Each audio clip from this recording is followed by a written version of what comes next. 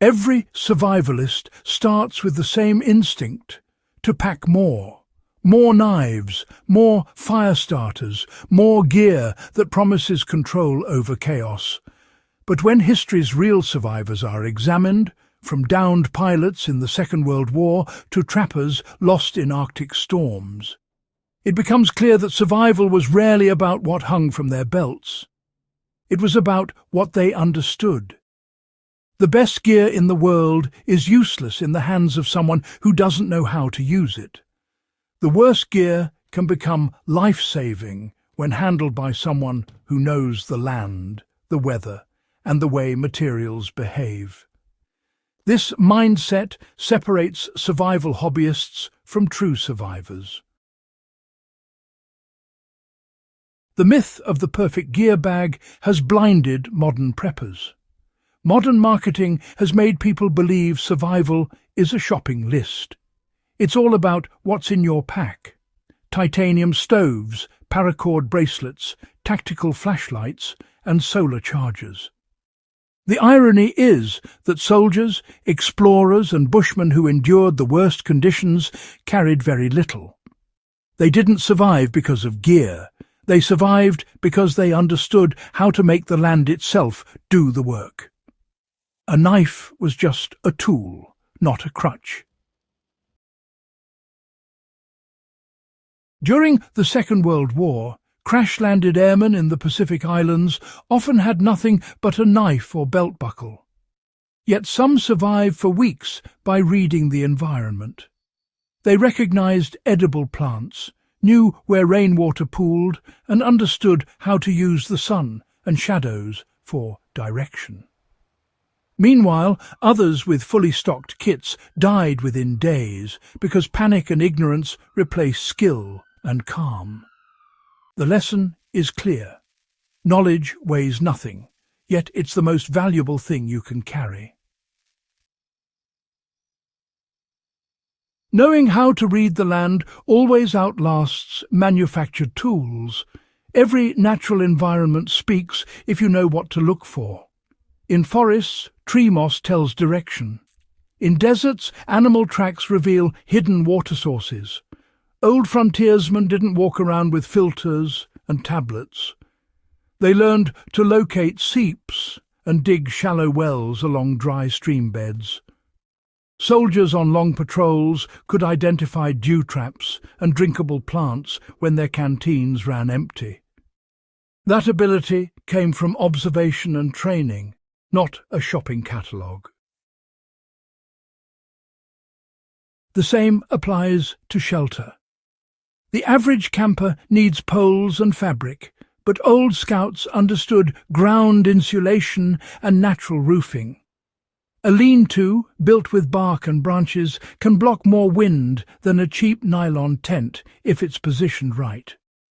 Angled against the prevailing wind, with thick layers of duff and pine needles for bedding.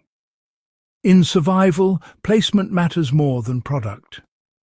One person with poor setup skills can freeze inside a $500 tent, while another sleeps comfortably under a sheet of bark because he knows how to manage airflow and insulation.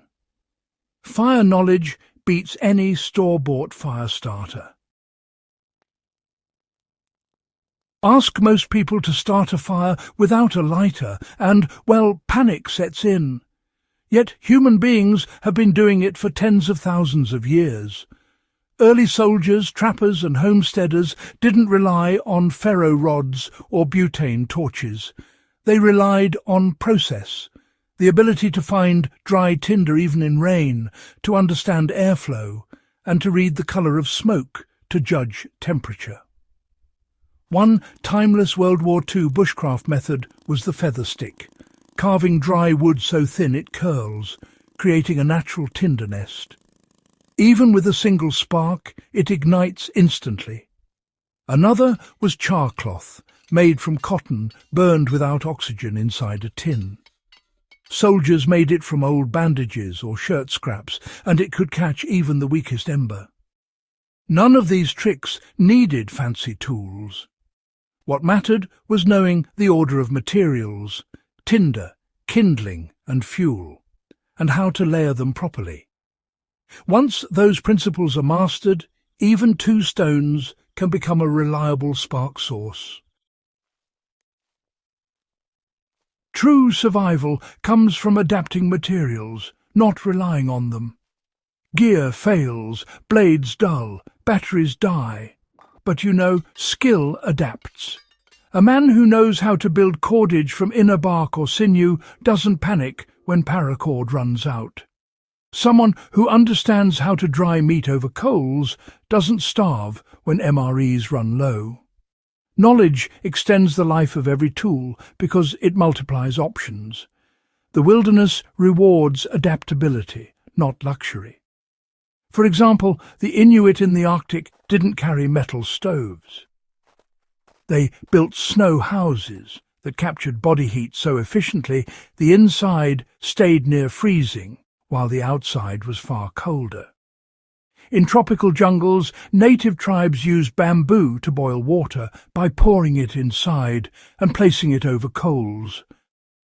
The water inside prevented the bamboo from burning.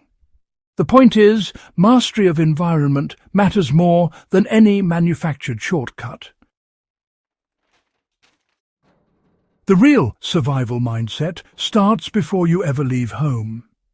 Modern survival isn't about living like a caveman, it's about being mentally equipped to solve problems when modern conveniences fail. The first step is observation. Know how your surroundings behave, what materials burn fast, what direction the wind usually blows, where water collects after rain. The second is repetition. Skills like fire-making, knot tying, and plant recognition fade without practice. Set time aside to test yourself with fewer tools. Go camping with only a knife and cord. Build a shelter from natural debris instead of relying on a tent. The discomfort teaches you what really works. The more you practice, the less gear you'll feel the need to carry. That's when you know you're becoming self-reliant. When you can walk into the woods and know exactly where to find water, warmth and food without checking a checklist, that's when survival turns from fear to control. The lesson of survival history is that skill, not stuff, saves lives. Every historical survival story, from the Andes crash survivors to Arctic explorers, points to one truth. The people who lived were not the best equipped, but the best prepared mentally. They stayed calm, observed patterns, improvised tools, and made do. The same principle applies today whether you're lost on a mountain trail or facing a blackout at home. A calm mind and trained hands can turn almost any situation in your favor.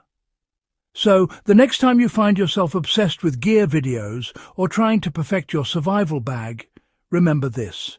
Gear is temporary, but knowledge is permanent.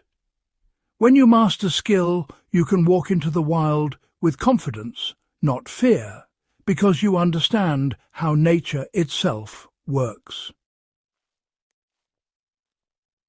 If this breakdown gave you real insight into what survival truly means, beyond tools and gadgets, subscribe to Backyard Wisdom. Every week dives deeper into forgotten skills and lessons from those who face the wild with nothing but knowledge and will.